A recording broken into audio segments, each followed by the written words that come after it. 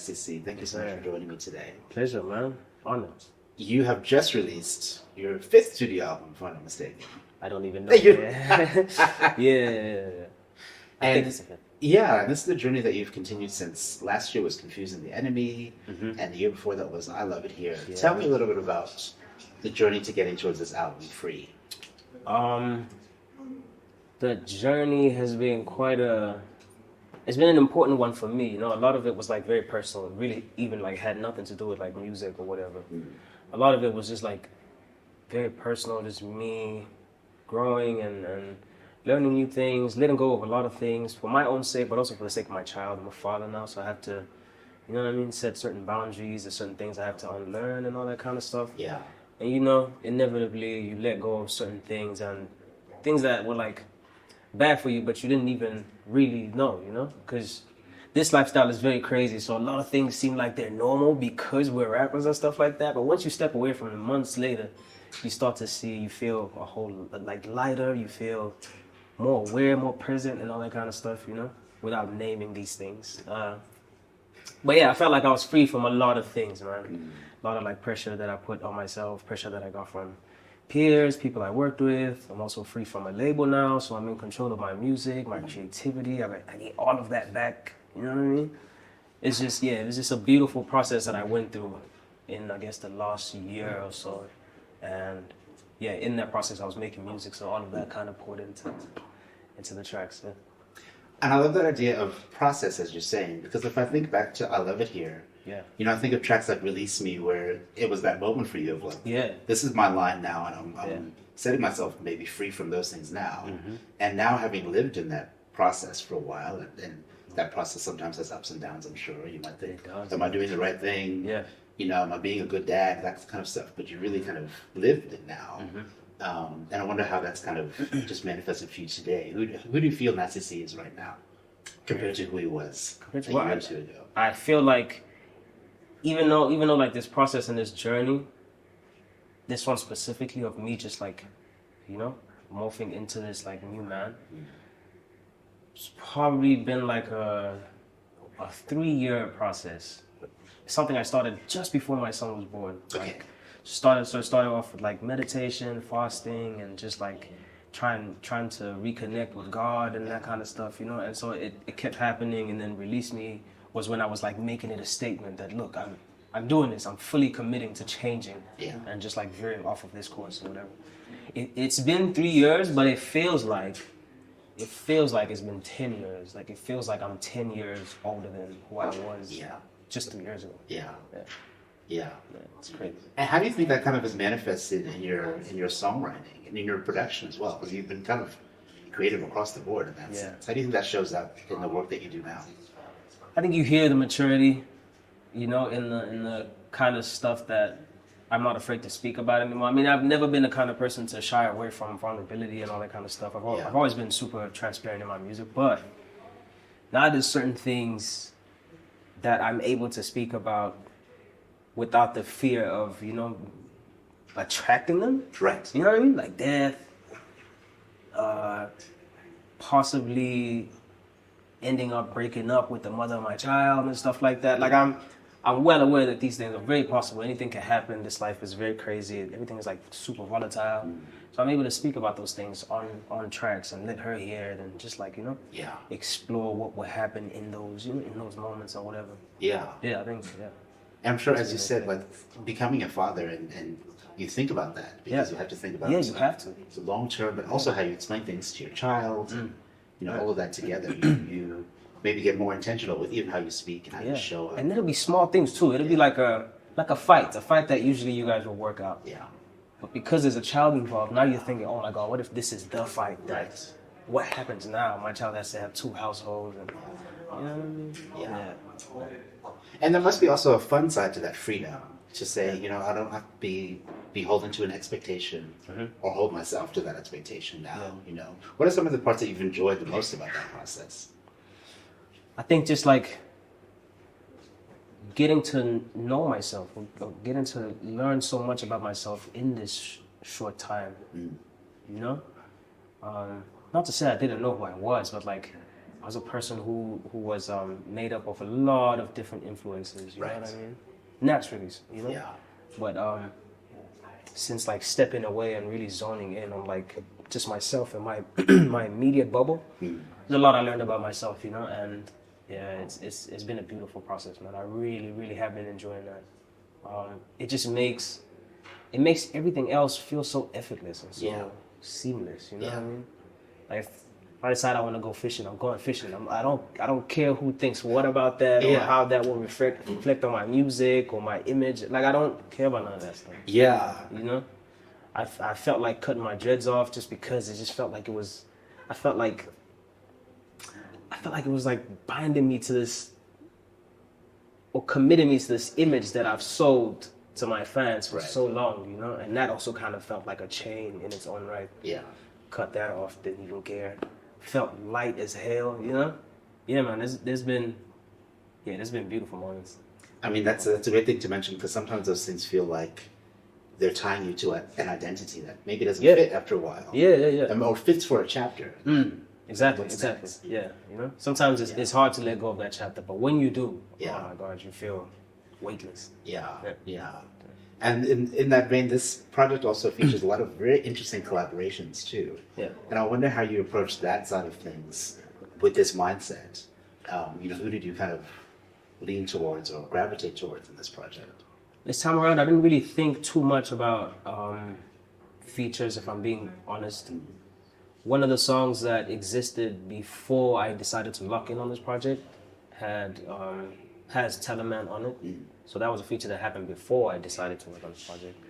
And then while I was working on the project, Lucky was a easy, low-hanging fruit. Yeah.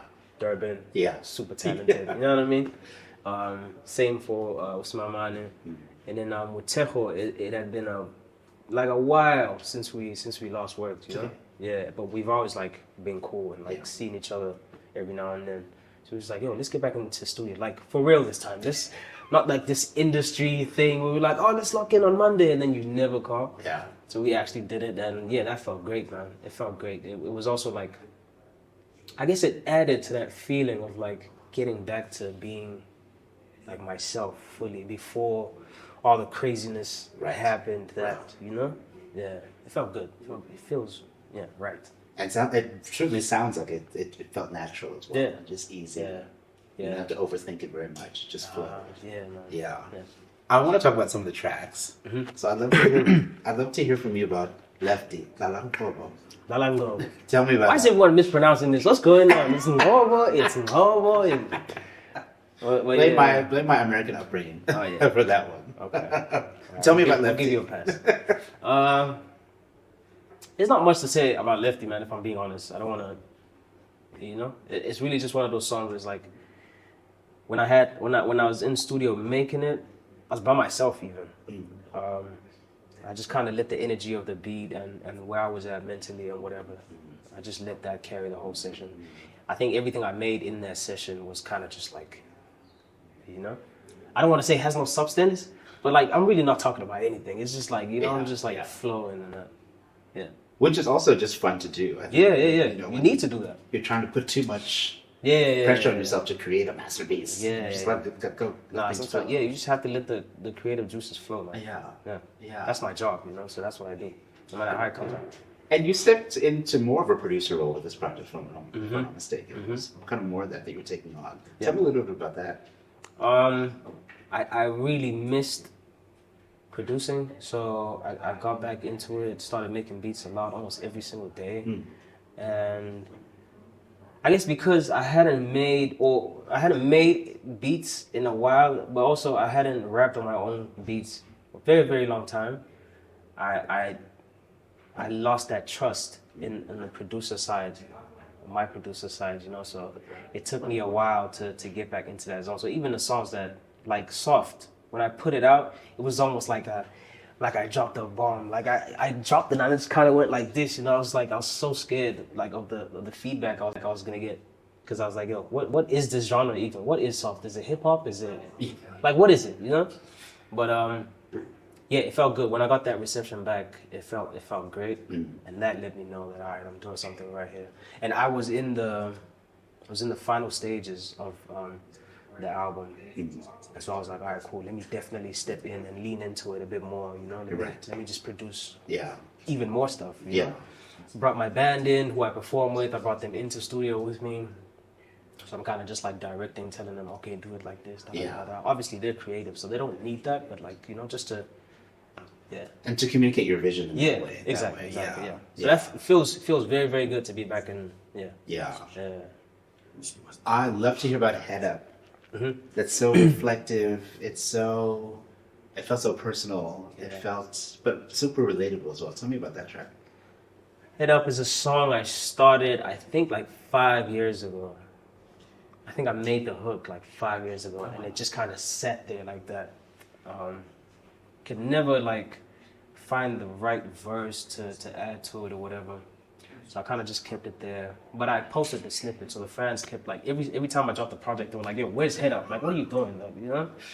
So then this time around, I was like, all right, let me lock in. So came back to it. Obviously, a lot of stuff has happened, and in the time in between, I faced a lot of ups, but also a lot of downs. You know what I mean? Even like behind the curtains where people didn't even know what was happening. And the words I said there are words that I needed to hear even. You know what I mean? So it was, it felt good. It felt like a therapy session with just myself.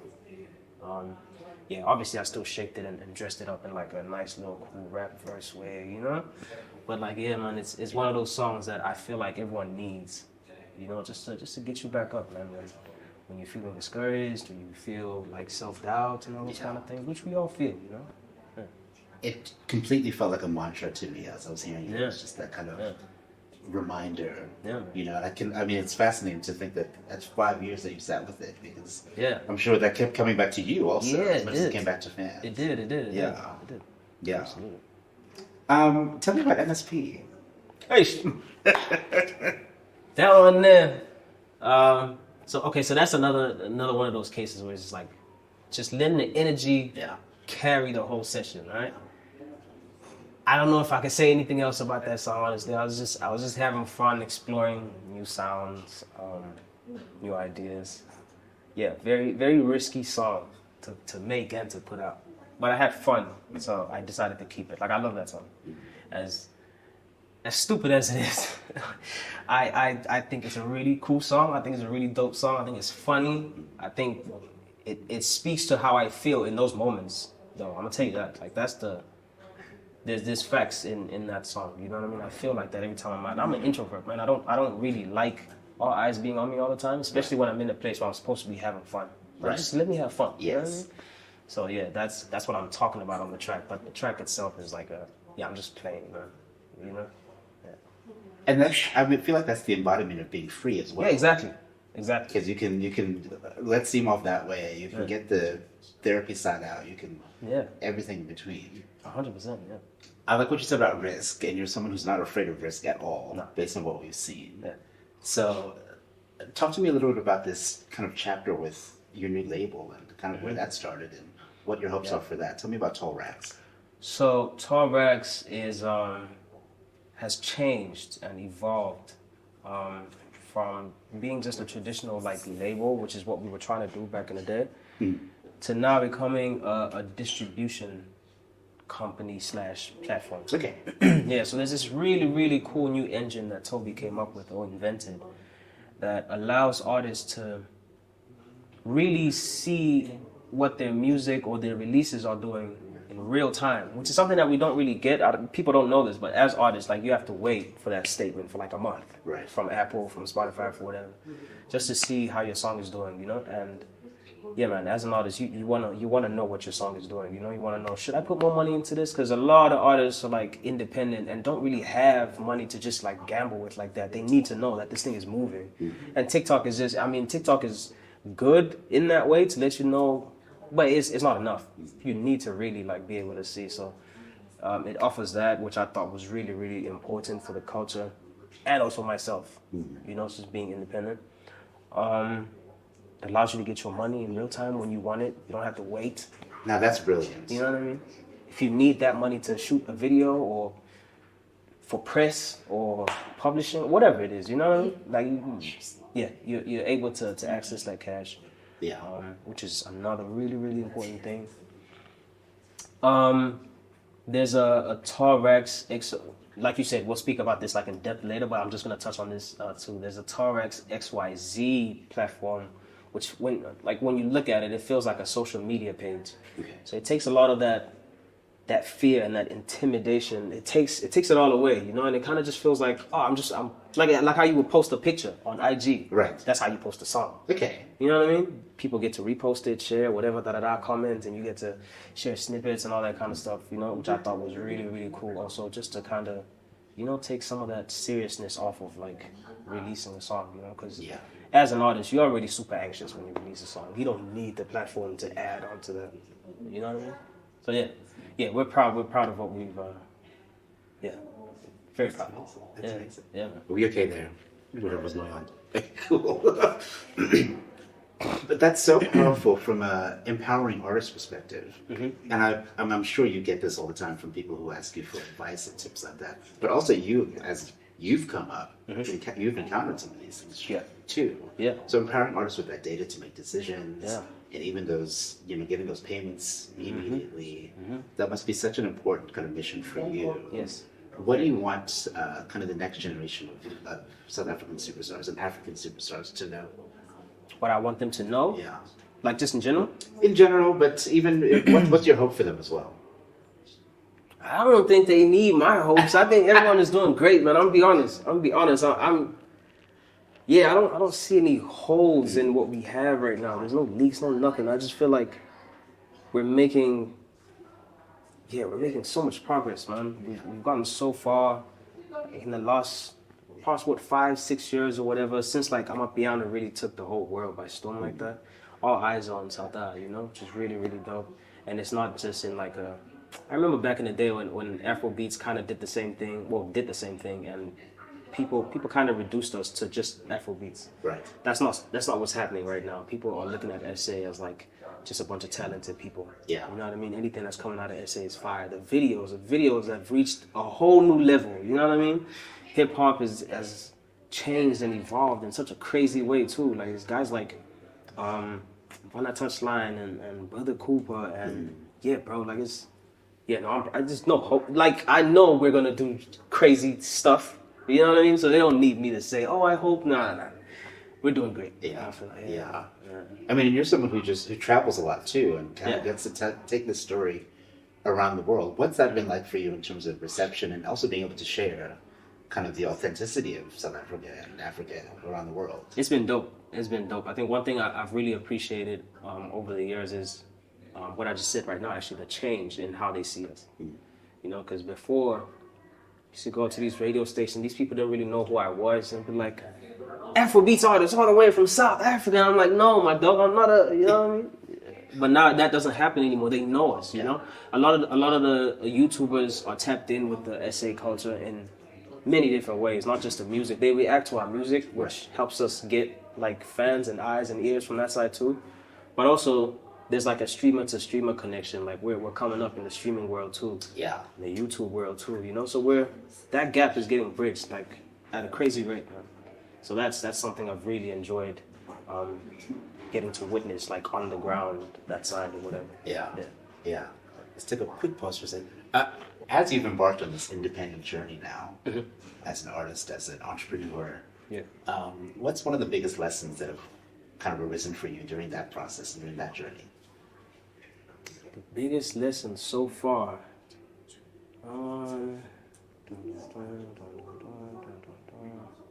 I don't know, man. I think it's too early to say. But also a lot of the changes that have taken place is things that I knew, like ahead of time. I knew I wasn't going to have that level of a push. I knew I wasn't automatically going to make it onto this playlist, that playlist, you know, stuff like that. There hasn't been anything new, if I'm being totally honest. I'm only a couple months into this thing, you know. We'll come back in like a year. We'll circle back and I'll let you know. But at the same time, you've been very experimental and having a lot of fun with this kind of whole rollout around this project and this era of yours. Yeah. And I want to talk a little bit about this Odd Jobs chapter of yours. Yeah. First of all, I've been loving that, man. You have no idea. Tell me about that and how that kind of started for you. So that started as just, when I came up with it, it was just an idea for me to push soft, right? Because the whole, like the line is working hard just to live soft. And I was like, okay, cool. What does working hard look like for everyone else? Like, who's like a normal person, you know? What does that look like? Like punching in and, you know? So I wanted to experience that. I was like, okay, cool. It'd be dope if we hit like 3 or 4 different places, different types of like jobs and see what that's like. And then I think 2 episodes in, I was like, yo, I have to keep this going. I have to. Like, this is bigger than this song. You know what I mean? It helps me connect with people in a way I don't really get to on a daily basis, just because I live in a bubble, kind of. Right. It's also very good for me in a way that I learn a lot of things that I'm not a person who reads the paper or watches news, so I don't know what's going on in the world, you know? This is nice. It brings me closer to that a little bit. I get to see things from different people's perspective. What else? My fans get to see me in that light too. Right. You know, get to see me just be a normal person, you know, and see me interact with people. I think a lot of people are under the impression that I'm this super serious guy who's just like, you know, I'm nasty C, but I'm not, you know, and I think they've really enjoyed seeing me interact with people, seeing the humility that I have and how respectful I am to people, how funny I can be at times, you know what I mean? Yeah, I think everyone has been enjoying that. I think I'm enjoying it more than everyone else, though. They have no idea. I almost was like, wait a minute, what if we don't drop an album? And I just, you know what I mean? Yeah, it's been fun, man. Tell me about some of the jobs. You've been a TV presenter. Yeah, TV presenter. We did mechanic. We did barber. We did cashier. A couple episodes were shot that haven't been released. Okay. You know what I mean? But I have a couple lined up too that are crazy. I want to do like extreme stuff. So I want to be like a beekeeper. Okay. Zookeeper. I want to do like marine care. That would be fire. I almost did private security, but you need a license for that kind of stuff. It's too serious. Like, they can't just let you. I have dentists lined up. Yeah, I have a bunch lined up that are pretty interesting. I think hairdresser also is in the works. I mean, if you want to add a bunch to the security angle, I think it'd be funny to see you as a bouncer. Yeah, that's what I was gonna do. But like the company I was gonna work with, very, very serious company. Yeah. So they were just like, okay, maybe you can follow us. I was like, nah, I need the badge, I need the vest, I need everything. You do it right. They were like, nah, we can't let you do that. You know? These guys watch like politicians and stuff and international celebrities. So I was like, all right, I get it. Yeah, but it's been fun. Well, for you, another way that you've innovated very famously, and in a very kind of fan-centric way, is you're touring. So tell me about that for this chapter, because it's so exciting. This is a kind of maybe new concept for you as well, doing something new across, I think it's 16 cities, 11 countries now from the end. Tell me about this next tour chapter for you. This is definitely going to be the biggest I've ever done it. The Ivyson Tour has always been my baby, man. It's always been the one place where I feel like I can really just like unpack any project. I don't feel like I have to just perform the hit singles only or the radio singles or whatever. When I go there, I go in, you know. So this time around, we partnered with Torres, which is a really, really dope platform also. It's bringing like a new structure to this whole touring thing, where it's like you get to, like the fans get to decide where they want you at, you know. So the fans say, hey, we want you to decide. We're here, we're ready, we're requesting, we're ready to get the tickets. We are here, you know. So then now you can comfortably say, okay, cool, Glenn Shopping, you can invest the money in there, you can, you know, for the stage, this and that, blah, blah, blah. Because touring is very expensive, in case people didn't know. It's very expensive. So yeah, this is the biggest one yet, man. I'm super excited. 18 cities? 16? 16 states. Still crazy. 60 to 80. Yeah, still crazy. I've only, I think consecutively, I've only ever done 3 or 4. Yeah. Like Durban, Cape Town, Joburg, and Pretoria. Yeah. Yeah, but we're getting to step outside now and really go crazy. Yeah, I'm excited. And I love that kind of fan-centric angle to that, because that's fantastic. You're kind of quite literally meeting people where they are and where they want to be. Yeah. That must just be so much fun. They calling me in Sierra Leone. I didn't think I had fans there. I was like, what the heck? You know what I mean? So that's pretty cool, man. It's dope. Yeah. It's really dope. Yeah. But that's a nice, that's the nice thing about innovation too, is that when you do it, it opens the door for other artists to do it. Yeah. It opens the door for more of those things to happen, and more of those fan connections to happen as well. So what can fans expect from the show once they get there? A great performance, of course. I've grown a lot. I've been working on just like how I present my music. As you can see, like with the content and that kind of stuff. It hasn't only just been that. I've been working on the whole thing, man. Been in there with the band, really going crazy. Also just rehearsing by myself also. The catalog is extensive. Yeah. You know, so we could take it wherever you want to go. We could take it there, Afro beats, whatever. Yeah, it's gonna be a fun time. Man. It's gonna be it's gonna be a memorable one for sure. Yeah. As we enter this new chapter, album, tour, fatherhood, part 3 and 4. What do you want the world to know about Nasty C today? What I want the world to know about me. Hey, so I want them to know my music. I'm gonna be honest. Everything else is fine. You'll find out like as you follow my journey. I don't know how to answer that question. I'm gonna be honest. Yeah, man. There's many layers to me. I'll tell you that. Like don't let the don't let the music alone define me. Like in your mind, in your eyes, or whatever. You know. A lot of people. Well, naturally, a lot of people do that, and then when they meet me, they're like, "Oh, you're not at all like what I thought you would be." You know. And I like that. I take pride in that, you know? Yeah, I guess. I don't know. Yeah. Keep it closer is what they say. Yeah, you feel me? Yeah. I love that. I'm so happy. Thank you so much. Oh, thank you. Thank you so much. Yeah, of course, man. Pleasure. Yeah. Always a pleasure. One request from me. Okay. I'd love if you give our audience a bit of a shout out. Tell them about the album, tell them about the tour coming out. Okay. What's going on, Billboard Africa? It's the kid Nasty C, man. Mr. Ivyson himself. I have a lot of stuff going on right now, man. I'm working on a tour. Ivyson Tour is coming. It's coming to your city. Get ready, get the tickets. The album is dropping. The album is dropped. By the time you see this, album is out. It's called Free. If you haven't listened to it, I hope you've been enjoying it. Put a lot of hard work behind that one. If you haven't, make sure you go check it out. And I'll see you at the shows. Better be ready. Also, get the uniform. I don't want to see you at the tour wearing your own colors. Nah, I'm joking. I'll see you.